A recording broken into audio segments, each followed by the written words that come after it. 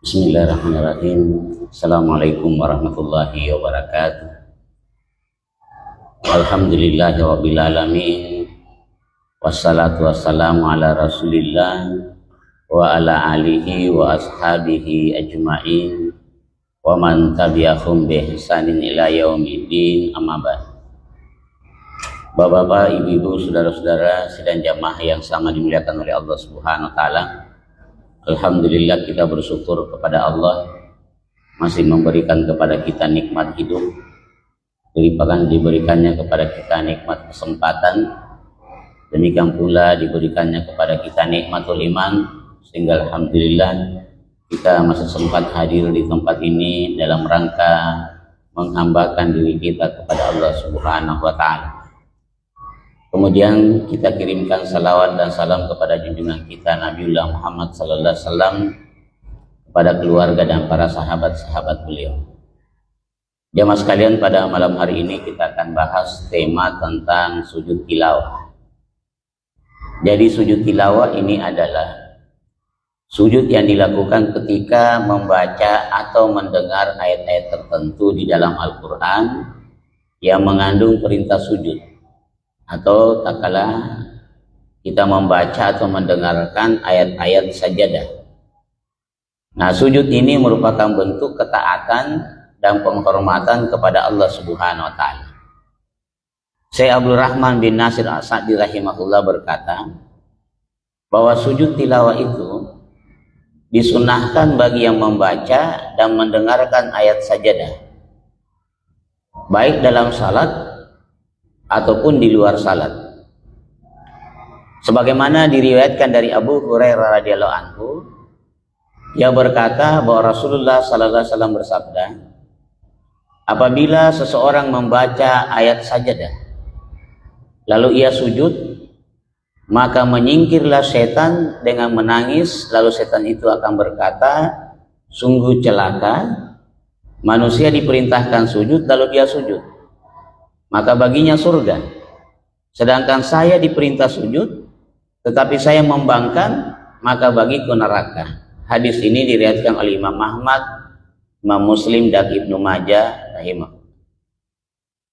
Jamaah sekalian, jadi sujud tilawah ini disunnahkan ketika membaca ayat sajadah, di mana Allah Subhanahu wa taala memerintahkan untuk sujud di dalam kitab. Dan perintah sujud tilawah ini dihukumi sunnah atau dianjurkan, sebagaimana hadis dari Sa'id bin Thabit radhiyallahu anhu, dia berkata, qara'ata 'alan Nabi sallallahu alaihi wasallam, aku pernah membacakan kepada Nabi sallallahu alaihi wasallam surat An-Najm. Ketika itu beliau tidak sujud. Jadi Nabi sallallahu alaihi wasallam, kata Sa'id bin Thabit pernah membacakan kepada Nabi surah An-Najm. Ketika itu beliau tidak sujud. Padahal dalam surah An-Najm ini, jamaah sekalian, ada perintah untuk sujud. Maka ketika Nabi tidak sujud dan tidak memerintahkan Sa'id untuk sujud, maka peristiwa ini menunjukkan bahwa perintah sujud di sini tidaklah wajib, hanya anjuran. Oleh karena itu jamaah sekalian, sujud tilawah ini dianjurkan pada yang membaca atau yang mendengarkan yang memang berniat untuk mendengar. Kemudian sujud ini dilakukan di dalam salat wajib maupun salat sunnah, termasuk juga dalam salat yang dijaharkan ataupun salat yang disirkan atau tidak dijaharkan. Diriwayatkan dari Umar bin Khattab radhiyallahu anhu, dia berkata, wahai sekalian manusia, kita tidak diperintah untuk bersujud. Maka barang siapa yang bersujud, ia mendapatkan pahala, dan barang siapa yang tidak bersujud, maka dia tidak berdosa.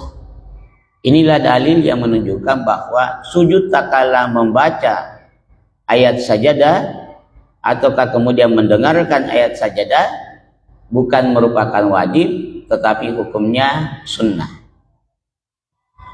Di riwayat lain jamaah sekalian disebutkan Dari Sa'id bin As'alam radhiyallahu anhu, beliau berkata, sesungguhnya seorang anak membaca ayat sajadah di samping Nabi sallallahu alaihi wasallam. Lalu anak itu menunggu Nabi untuk sujud. Tapi kemudian Nabi tidak sujud. Lalu anak itu berkata, ya Rasulullah, bukankah pada waktu membaca ayat sajadah ini ada sujud? Nabi jawab, benar, ada sujud. Tetapi engkau yang membaca tidak sujud. Sementara engkau jadi imam kami padanya. Dan kalau engkau sujud, kami pun sujud. Jadi jamaah sekalian, di dalam isyarat ini diperintahkan kalau ada orang yang membaca ayat sajadah, kemudian dia tidak sujud, maka kita yang mendengarkannya juga tidak diperintahkan untuk sujud. Sebagaimana Nabi sendiri mendengarkan Sa'id bin As'alam mengatakan ada anak yang membaca ayat saja dari samping Nabi, kemudian Nabi tidak sujud. Lalu anak kecil itu berkata, bukankah pada waktu kita membaca ayat sajadah kita ada sujud ya Rasulullah? Kata Nabi, benar. Tapi engkau menjadi imam kami padanya dan kamu tidak sujud, maka kami pun tidak sujud.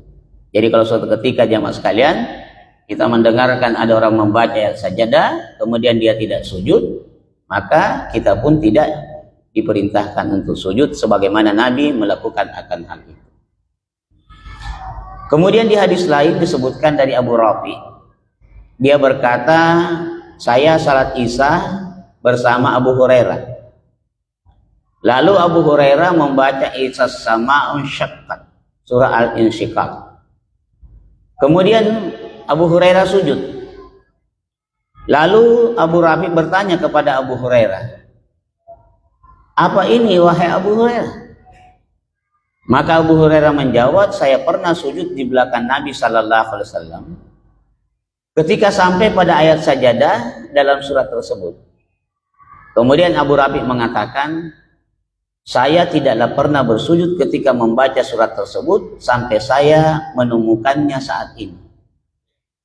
Jadi jamaah sekalian, seorang sahabat yang bernama Abu Rafi begitu mendengar Abu Hurairah sujud tatkala membaca surah Al-Insyiqaq, dia heran. Namun kau sujud wahai Abu Hurairah? Abu Hurairah mengatakan, sungguh saya pernah salat bersama dengan Nabi, lalu Nabi membaca ayat ini, maka Nabi sujud dan saya pun sujud. Lalu Abu Rafi sejak mendengarkan perkataan Abu Hurairah radhiyallahu anhu, maka dia pun melakukan sujud tatkala membaca surah Al-Insyiqaq. Jamaah sama dimuliakan oleh Allah Subhanahu wa taala, ternyata sujud tilawah ini di samping dilakukan di dalam salat, bisa juga dilakukan di luar salat. Sebagaimana disebutkan oleh Abdullah bin Umar, dia berkata, Nabi pernah membacakan kepada kami surah yang di dalamnya terdapat ayat sajadah. Beliau ketika itu sujud dan kami pun ikut sujud. Sampai-sampai kata Abdullah bin Umar, salah seorang di antara kami tidak mendapati ruang untuk dahinya sujud. Begitu banyaknya orang hadir di majelis Nabi, kemudian Nabi membacakan ayat sajadah, kemudian Nabi sujud dan orang-orang pun ikut sujud.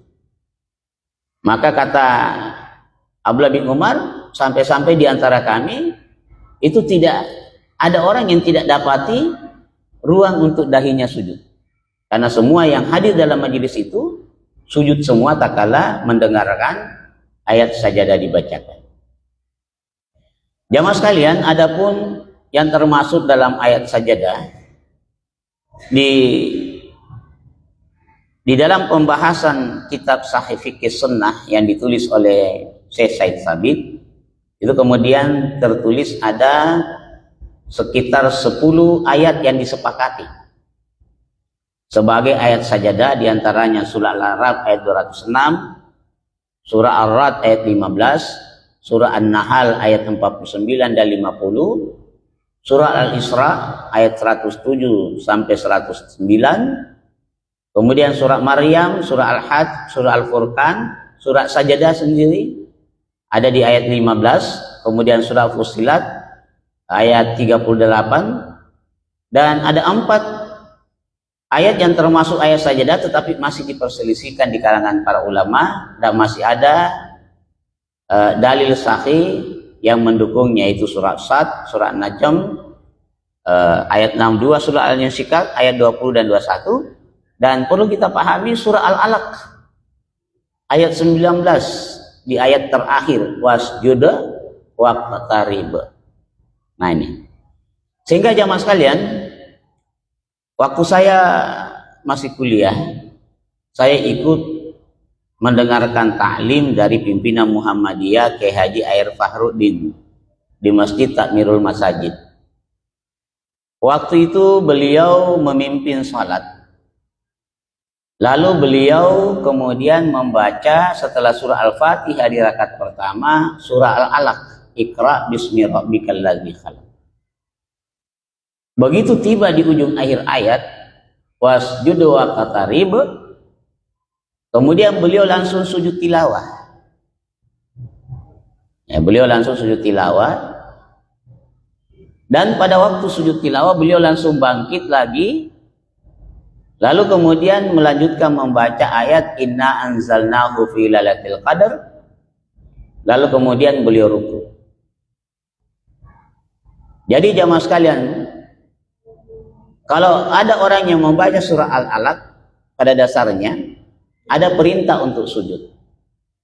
Ada perintah untuk sujud. Tapi sekali lagi, kalau orang yang membacanya tidak sujud, maka kita pun tidak ikut sujud. Tetapi kalau orang yang membacanya sujud tilawah, maka kita pun yang mendengarkan turut sujud tilawah. Apatah lagi kalau ayat itu dibaca di dalam salat.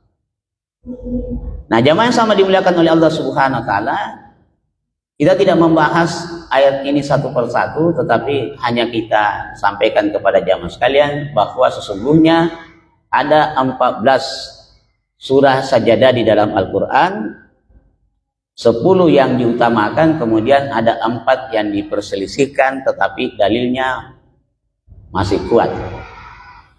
Jamaah sekalian, adapun bacaan ketika kita sujud tilawah, ini sama pada dasarnya sebagian ulama mengatakan ada beberapa bacaan yang bisa kita baca ketika kita sujud tilawah.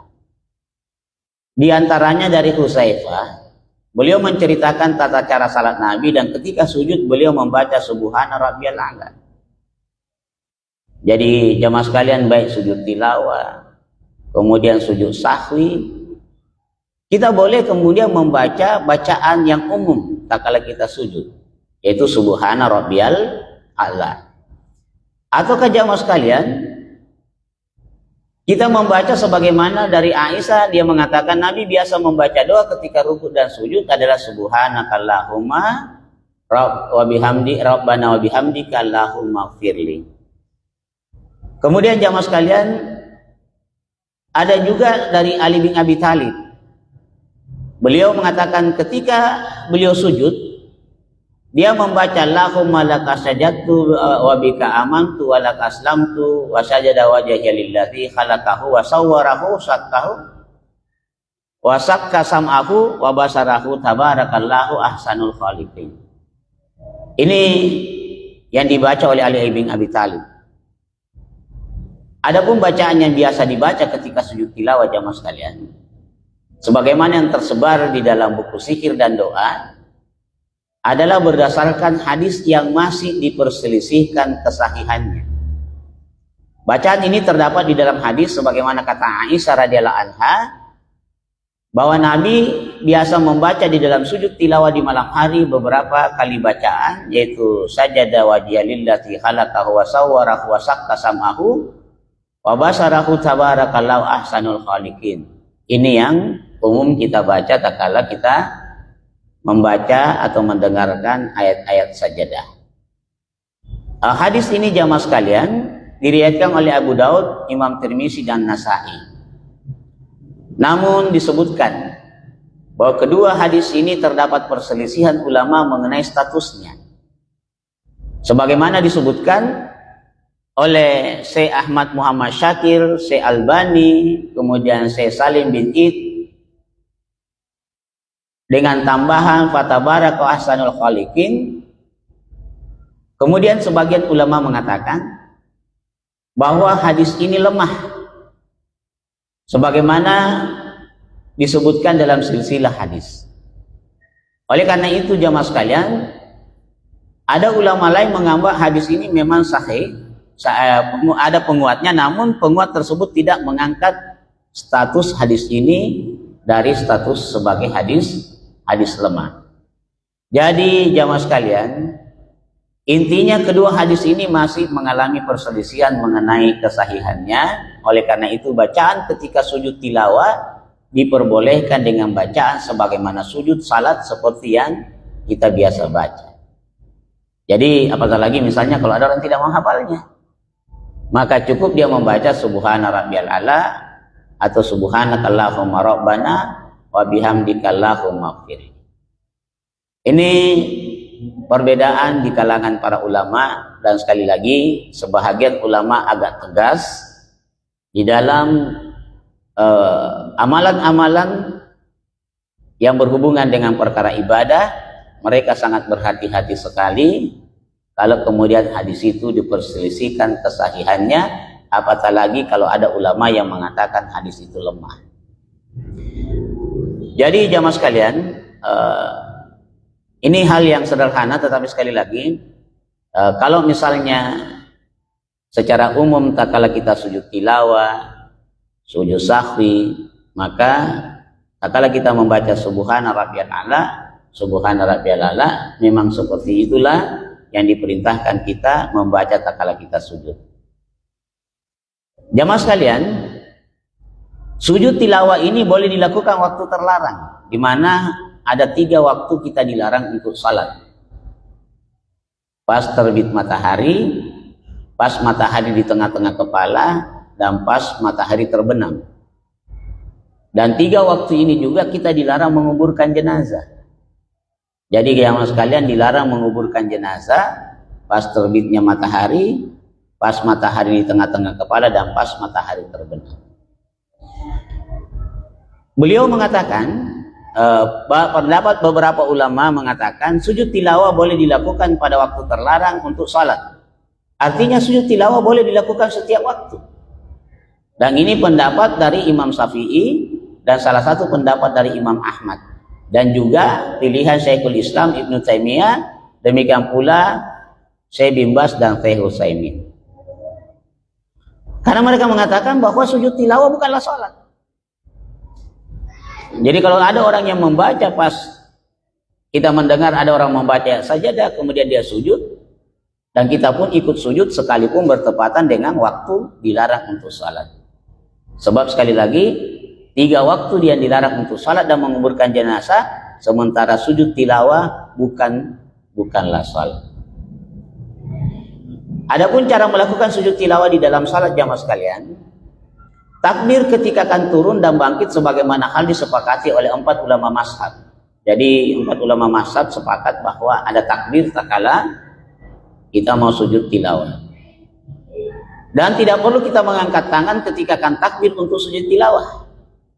Dan ini pendapat jumhur ulama, yaitu ulama Hanafiyah, Malikiyah, Syafi'iyah, dan salah satu pendapat dari Imam Ahmad. Jadi 4 ulama sepakat bahwa kita tetap membaca Allahu Akbar, tetapi tidak usah kita mengangkat tangan tatkala kita ingin sujud tilawah.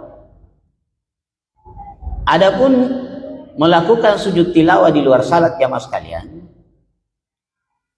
disyariatkan bersujud untuk sujud tilawah, demikian pendapat dari 4 ulama mazhab, tapi diselisihi oleh sebahagian ulama. Artinya jamaah sekalian, kalau memang pada waktu ada orang yang membaca sajadah kemudian kita tidak ada wudu, maka tidak mengapa kita sujud, karena sujud tilawah bukan salat. Jadi pendapat seperti Imam Bukhari, Ibnu Hasan, Ibnu Taimiyah, Imam Syaukani, dan Syekh bin Baz mengatakan sujud tilawah tidak perlu ada wudu. Nah, disunahkan juga untuk bertakbir ketika akan turun dan bangkit dari sujud tilawah ketika di luar salat. Hal ini disepakati oleh 4 ulama mazhab. Jadi jamaah sekalian, kalau misalnya ada orang baca ayat sajadah di luar salat, disunahkan untuk takbir, maksudnya mengucapkan Allahu Akbar. Tatkala kemudian kita melakukan sujud tilawah, dan tidak disyariatkan salam di dalam sujud tilawah, demikian pendapat dari 4 ulama mazhab. Jadi tidak perlu kita salam tak kala kita melakukan sujud tilawah di luar salat. Nah, jamaah sama dimuliakan oleh Allah Subhanahu wa taala, adapun tata cara sujud tilawah disepakati oleh para ulama bahwa sujud tilawah cukup dengan sekali sujud saja. Kemudian bentuk sujudnya sama dengan sujud di dalam salat. Kemudian tidak disyariatkan berdasarkan pendapat yang paling kuat untuk takbiratul ihram, dan tidak juga disyariatkan untuk salam. Jadi tidak perlu jamaah sekalian tatkala kita sujud tilawah baik di dalam salat ataupun di luar salat kita mengangkat tangan. Jadi tatkala membaca, ada imam membaca ayat sajadah di dalam salatnya, dia langsung saja kemudian mengisyaratkan Allahu Akbar, tetapi tidak perlu dia mengangkat tangannya sebagaimana dia takbiratul ihram. Sebagaimana disebutkan oleh Syekhul Islam Ibnu Taimiyah rahimahullah, bahwa sujud tilawah ketika membaca ayat sajadah tidaklah disyariatkan untuk takbiratul ihram dan tidak disyariatkan untuk salam. Inilah ajaran yang ma'ruf dari Nabi sallallahu alaihi wasallam, juga dianut oleh para ulama salaf, dan ini adalah pendapat para imam yang masyhur. Jadi dia merupakan pendapat dari 4 ulama mazhab. Kemudian jamaah sekalian, disyariatkan pula untuk bertakbir ketika hendak sujud dan bangkit dari sujud. Hal ini berdasarkan keumuman hadis. Kemudian lebih utama sujud tilawah dimulai dalam keadaan berdiri. Ketika kita sujud tilawah ingin dilaksanakan di luar salat, jadi disunahkan berdiri dulu baru kemudian kita sujud. Dan ini pendapat yang dipilih oleh Imam Abu Hanifah, sebagian ulama Hanafiyah, dan juga pendapat Imam Syafi'i rahimahullah, dan juga merupakan pendapat dari Syekhul Islam Ibnu Taimiyah rahimahullah. Jadi jamaah yang sama dimuliakan oleh Allah Subhanahu wa taala, meskipun kita boleh sujud tanpa berdiri, tetapi sebagian ulama mengatakan lebih utama kita berdiri dulu baru kemudian kita sujud. Nah, jamaah yang sama dimuliakan oleh Allah Subhanahu wa taala, selanjutnya disebutkan bahwa apakah sujud tilawah mesti menghadap ke arah kiblat? Jadi Imam Syaukani rahimahumullah mengatakan, adapun menutup aurat dan menghadap kiblat, maka ada ulama yang menyatakan bahwa hal ini disyariatkan berdasarkan kesepakatan para ulama. Jadi dalam kitab Nailul Autar disebutkan salah satu syarat untuk sujud tilawah harus dalam keadaan menutup aurat dan kemudian mengarah ke arah kiblat. Namun karena sujud tilawah bukanlah salat, maka tidaklah disyariatkan untuk menghadap kiblat. Akan tetapi yang lebih utama adalah tetap dalam keadaan menghadap kiblat, dan tidak boleh seorang meninggalkan hal ini kecuali jika ada uzur. Jadi seperti itu jamaah sekalian, karena biasanya Nabi kalau sujud menghadap ke arah kiblat. Maka kita pun kalau mendengarkan ayat sajadah, sedapat mungkin kita sujud mengarah ke arah kiblat, kecuali misalnya ada usul untuk tidak melakukan itu. Kemudian bagaimana tata cara sujud tilawah bagi orang yang sedang berjalan atau berkendaraan? Siapa saja yang membaca dan mendengarkannya sajadah, sedangkan dia dalam keadaan berjalan atau berkendaraan, kemudian ingin melakukan sujud tilawah, maka boleh pada saat itu memberi isyarat dengan kepalanya ke arah mana saja. Dia memberi isyarat dengan menundukkan kepalanya ke arah mana saja. Sebagaimana disebutkan bahwa Abdullah bin Umar, beliau ditanya mengenai sujud tilawah di atas tunggangannya, maka Abdullah bin Umar mengatakan, sujudlah dengan memberi isyarat. Jadi sujudlah dengan memberi isyarat. Kemudian jamaah sekalian, adapun hukum sujud tilawah ditujukan kepada siapa saja? Yang pertama, sujud tilawah ditujukan kepada orang yang membaca Al-Quran, dan ini berdasarkan kesepakatan para ulama, baik ayat sajadah dibaca dalam salat ataupun di luar salat. Yang kedua, lalu bagaimana orang yang mendengarkan bacaan Quran yang ada di dalamnya surah ayat sajadah? Beliau mengatakan dianjurkan juga untuk melakukan sujud tilawah. Nah, jamaah yang sama dimuliakan oleh Allah Subhanahu wa taala, selanjutnya ada kebiasaan kita di subuh Jumat itu kemudian sebahagian masjid tidak pernah meninggalkan membaca ayat sajadah.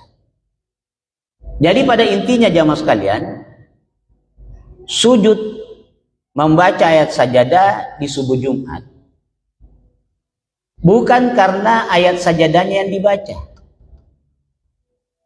tetapi Nabi membaca surah sajadah di rakaat pertama, kemudian membaca surah Al-Insan di rakaat kedua. Tapi ada sebahagian orang yang penting sujud tilawah. Padahal jamaah sekalian di subuh Jumat bukan sujud tilawahnya yang diutamakan. Sehingga ada orang yang membaca surah lain selain daripada surah sajadah. Padahal Nabi SAW dan para sahabat di subuh Jumat itu mereka membaca surah sajadah. Jadi mereka sujud karena membaca surah sajadah, dan di rakaat kedua membaca surah Al-Insan. Hanya saja jamaah sekalian, sebahagian ulama, terutama para ulama mazhab mengatakan, tak kala di subuh Jumat kita membaca surah sajadah, itu dihabiskan di rakaat pertama. Dihabiskan di rakaat pertama, kemudian di rakaat kedua diambil surah Al-Insan. Tapi sebahagian di antara kita hanya mengejar sujud tilawahnya. Sehingga jamaah sekalian pelaksanaannya tidak sesuai dengan sunnah Rasulullah SAW. Ada masjid yang tiap Jumat membaca ayat surah sajadah tetapi dia penggal. Jadi di rakaat pertama dia baca 17 ayat. Jadi pas di ayat 15 dia sujud, lalu dia bangkit, dia nyambung 2 rakaat, kemudian dia ruku. Lalu di rakaat kedua dia sambung ayat sajadah yang dia baca tadi itu. Kalau ditinjau dari sisi sah salatnya. Hanya saja menyelisihi sunnah Rasulullah SAW. Jadi kalau kita mau konsisten melakukan sunnah jamaah sekalian, tak kala di subuh Jumat kita membaca surah sajadah itu di ayat di rakaat pertama diselesaikan. Kemudian di rakaat kedua baru kita lanjut dengan surah Al-Insan. Saya mengatakan terlalu panjang Ustaz, terlalu lama. Siapa yang lebih panjang salat subuhnya? Nabi kadang-kadang membaca 100 ayat, Umar bin Khattab kadang-kadang membaca 100 ayat, 200 ayat. Selanjutnya jamaah sekalian, sebahagian ulama mengatakan sedapat mungkin di sebuah masjid jangan terus-terus melakukan membaca surah sajadah di subuh Jumat. Jangan sampai umat ini mengatakan wajib. Dan banyak jamaah sekalian, orang-orang tua yang berpemahaman kolot, kalau dia ada di masjid lalu tidak dibacakan surah sajadah di subuh Jumat, nah ulangi salat subuhnya, Pak. Kenapa? Karena dia seakan-akan mengatakan membaca ayat sajadah, membaca surah sajadah di subuh Jumat wajib. Oleh karena itu sekali-sekali kita harus tinggalkan supaya orang tidak menyangka membaca surah sajadah hukumnya wajib. Bahkan ada orang yang sengaja menghindar, Pak. Di dekat rumah saya ada 3 masjid. Masjid yang pertama itu ada masjid tua di tengah-tengah perkampungan. Sejak ada imam yang dibentuk itu membaca surah sajadah di subuh Jumat, tetapi dia penggal. Saya sudah sampaikan karena kebetulan saya ngisi taklim setiap Jumat. Setiap Jumat di situ saya sudah sampaikan bahwa sunnahnya seperti ini. Tapi tidak mau berubah imamnya. Kalau masjid yang di dekat kanal itu, karena saya tinggal di depannya kantor camat Panakukan, di situ ada 2 masjid, sisi kirinya kanal, masjidnya teman-teman di Salafi, kemudian di sebelah kanan itu masjidnya Haji Bakka, yang pengurus masjid di Pekuburan Panaikan, di situ ada masjid, Pak. Beliau kemudian banyak tanahnya, dia bilang saja saya beli tanah ini Ustaz, saya sudah berniat untuk bangun masjid. Nah di situ lengkap.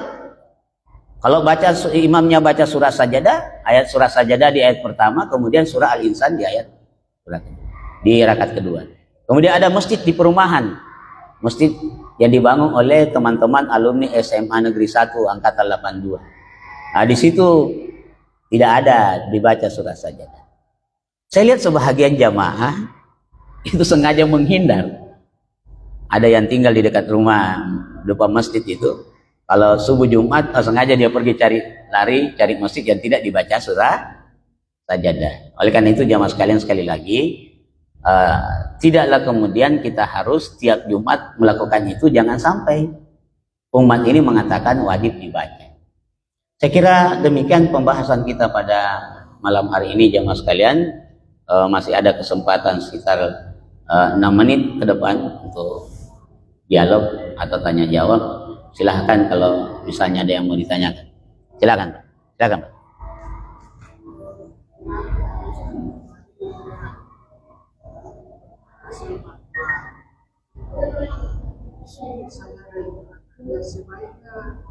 Sebaiknya selalu dilakukan karena ayat sajadah itu katanya sebaiknya diperdengarkan.